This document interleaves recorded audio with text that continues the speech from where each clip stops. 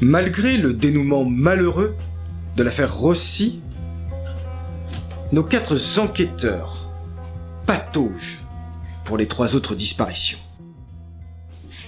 Entre cachotterie, délit de fuite et autres rebondissements, arriveront-ils à faire la lumière sur cette sombre affaire? Je crois que c'était un mercredi, quand 4 gendarmes sont venus frapper à ma porte. Bien entendu, ils m'ont posé des questions sur Aurélien, et je les ai autorisés à fouiller les pièces dans l'espoir qu'ils me laissent enfin tranquille. Ils avaient trouvé une cape d'un bleu presque noir appartenant à mon amant, Damien Gillet. Ouais. Notre dispute avec Aurélien était liée à mon activité extra-conjugale. Ce jour-là, il n'y avait pas grand monde au bar. Ah non, ça je vous le dis. Et quand nos amis des forces de l'ordre sont revenus, alors là, est arrivé un grand gaillard, au fond, qui a fui. Par la cour arrière, ouais. 2 gendarmes l'ont poursuivi. Ils se sont vite revenus bredouilles, en gueulant, mais qui c'est celui-là? Qui c'est qui ce grand mec? Oui, alors, on pouvait pas difficilement le rater, hein. Un gars, un colosse, avec des cheveux un peu longs, avec un look comme Lil Dundee. Ah bah, il se calait toujours dans le fond du bar, seul. Qui donc est cette montagne qui prit la fuite à la simple vue de nos enquêteurs? Un relevé de plaque indiquera qu'il s'agit d'un certain Oscar Fabre. De quelle manière ce curieux personnage est-il lié au cas des disparitions? De nouveaux éléments, vous le verrez, vont mener nos agents sur une piste pour le moins très prometteuse. J'ai eu vent de la nouvelle la veille, mais l'équipe l'a appris le matin dans les journaux. Le vélo de Héloïse Couder avait été retrouvé dans un ruisseau, entre le sommet du mont Mouchet et la maison des Couder. Vu son état, il avait dû être immergé récemment.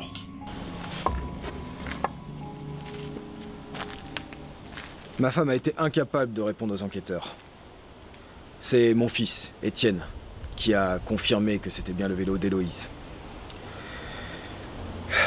Ça faisait longtemps que j'avais des doutes, mais l'espoir que j'avais, que ça ne soit qu'une fugue. J'ai du mal à accepter ce qui lui est arrivé.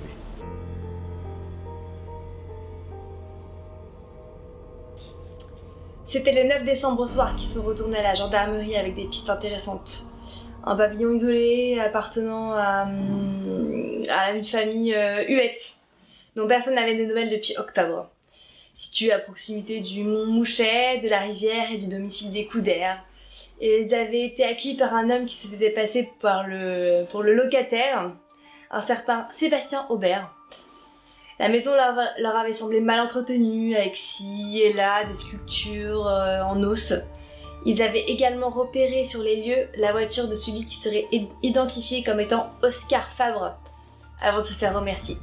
C'était suffisant pour qu'on prépare une descente le lendemain aux aurores. C'est donc au petit matin, vers 5 heures, que 4 voitures de gendarmerie, avec 2 membres à leur bord chacune, s'engagent dans l'allée boisée du pavillon. Le domaine est grand, et les probabilités de fuite des occupants est forte.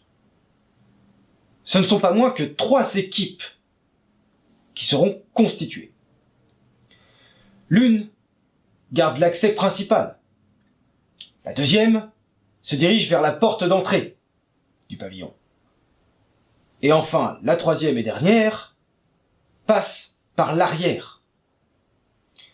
Un champ qui communique directement avec la forêt du Mont Mouchet.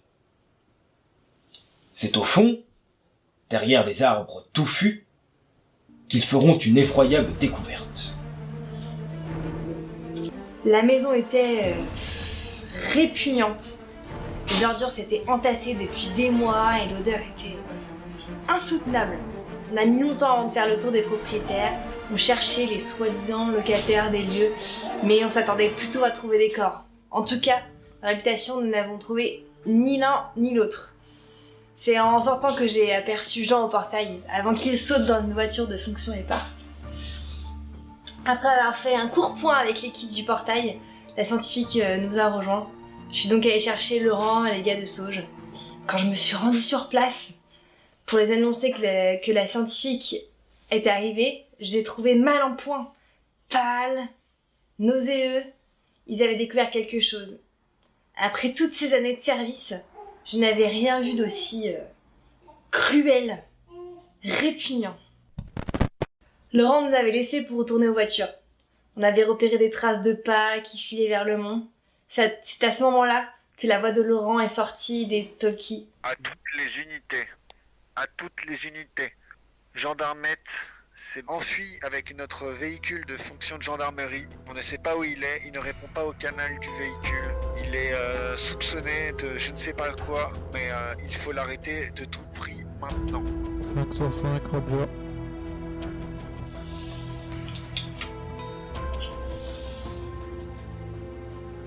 Une véritable vision d'horreur dans cette grange reculée. Des outils tachés de sang coagulé, des mâles servant de garde mangés, et des clichés des victimes apeurées et découpées. À cet instant, il n'existe pas de cœur assez vaillant pour ne pas subir les affres du dégoût. Mais est-ce une raison pour que Jean ne réponde pas aux appels radio? La réaction de Laurent n'était-elle pas disproportionnée? Après tout, n'est-il pas lui aussi affecté par cette affreuse découverte?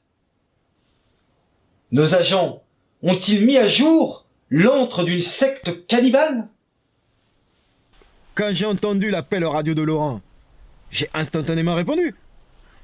J'en venais de passer à la gendarmerie et venais d'en repartir après être passé faire un tour dans leur bureau. Ils paraissaient livides, blancs, mais déterminés. A priori, il avait juste laissé une cassette audio.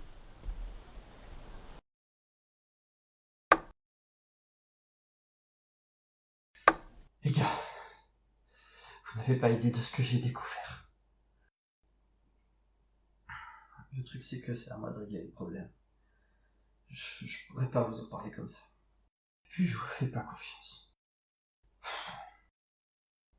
Déjà avec ces histoires de cicatrices, personne me prend au sérieux, mais je vous le prouverai un jour, je sais qu'il existe. J'ai des griefs contre vous tous. Genre, Laurent, toi qui es si pragmatique, tu prétends pouvoir visiter une église juste par intuition, allez, sérieusement. Tu garderais pas des infos pour toi, t'es sûr? Anatole, pourquoi t'as prétendu ne pas connaître les Rossi?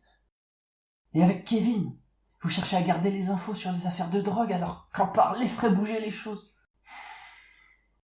Après, on peut vous croire, mais dans ce cas, pourquoi? Pourquoi votre hiérarchie n'a rien dit à propos de Charlotte Chevalier? Si elle était si innocente, hein, pourquoi est-ce qu'elle a été mise au placard? Et ouais, je sais me renseigner. Même au sein de notre gendarmerie, on nous a volé le dossier que gardait Théo. Il y a des choses dans ce monde qu'aucun de nous ne peut soupçonner. Et dont vous n'êtes pas prêts. Personne ne l'est. Personne. Mais je ferai ce qu'il faut pour les percer à jour. N'essayez pas de me suivre, je peux le faire. Je peux les retrouver. C'est mon devoir pour un monde meilleur. Je le fais pour toi, Laurent, pour Théo, mais aussi pour Céline. Je pars. Je vais chercher le domino manquant. Et il fera tomber tous les indices vers le responsable.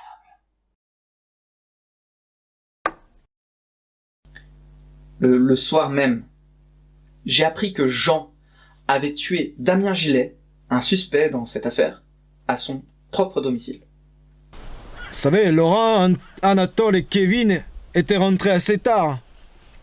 entraînant Jean menante au poignet, jusque derrière les barreaux. Oh, pécheur. Jean hurlait qu'il voulait le désarmer et qu'il n'avait fait que suivre l'exemple d'Anatole. Et ils l'ont laissé là, tout seul, toute la nuit. Terrible. C'est d'une balle en pleine tête que Damien Gillet vécut ses derniers moments, arme au poing. Mais sur les lieux de ce qui reste un meurtre, nos gendarmes font la découverte d'un mur recouvert de papiers et d'informations. Les taux se resserrent et nos compères commencent à avoir une idée, une piste, un mobile. Pendant son isolement, Jean aurait expliqué ce qu'il avait compris de l'affaire. Damien, Sébastien et Oscar étaient liés aux récentes disparitions. Il est vrai qu'on avait retrouvé le même genre de cap dans la remise, avec les voitures d'Aurélien et de Théo et le chien. Damien aurait, du coup, profité d'être en contact avec ces deux étranges personnages pour faire disparaître Aurélien et lui laisser ainsi toute la latitude avec Sylvie Fournier. Je n'aurais jamais pensé que Damien serait capable de quelque chose de si horrible.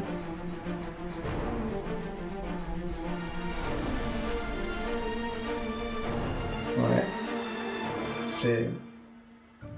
C'est vraiment triste ce qui est arrivé à Aurélien. Et on lui a fait une plaque au musée en mémoire.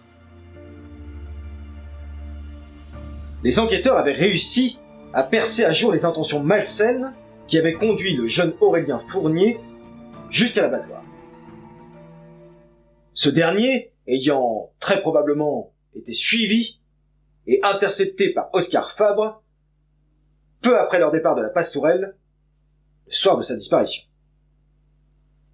Mais cela n'explique pas encore pourquoi ces gens dérangés agissaient ainsi. D'autant plus qu'une nouvelle disparition, en fin d'après-midi, avait été déclarée. Il s'agissait de Jean Pichot, l'éleveur de bétail. Cela signifie-t-il que nos malfrats soient encore actifs alors que leur repère avait été découvert? La fouille de l'appartement de Damien Gillet va permettre de mettre en lumière un élément crucial sur cette affaire.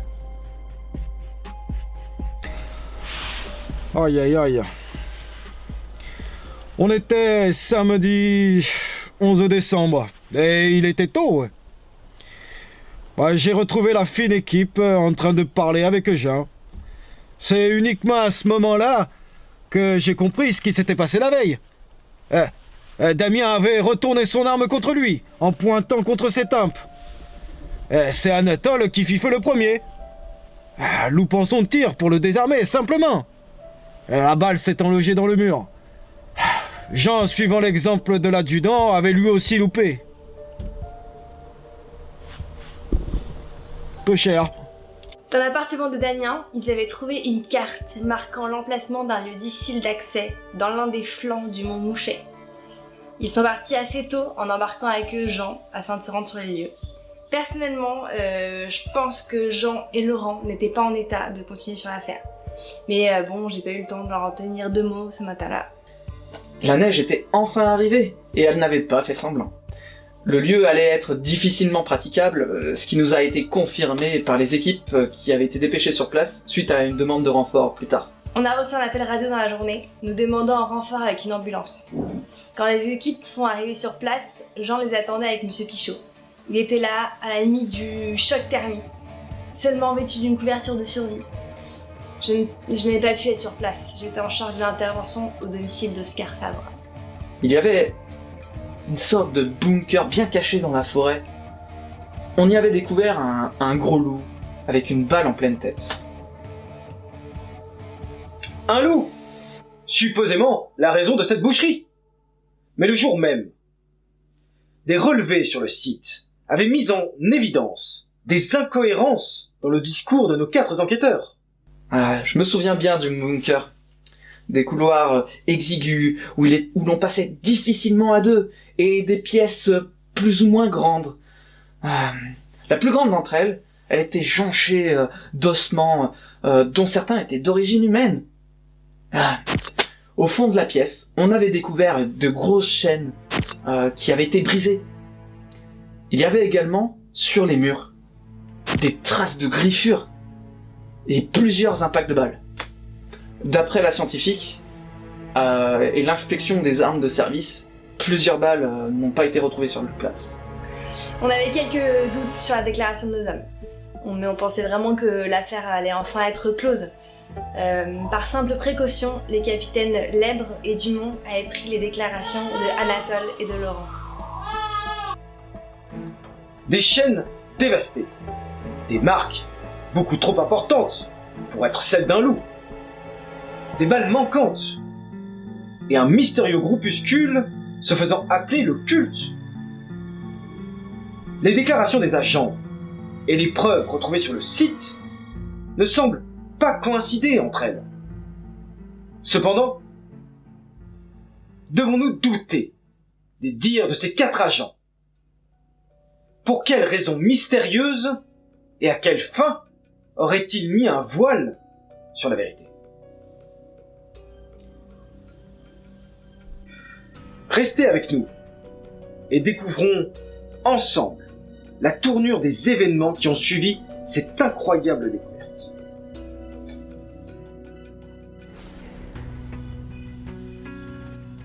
Non, je vais aux chiottes.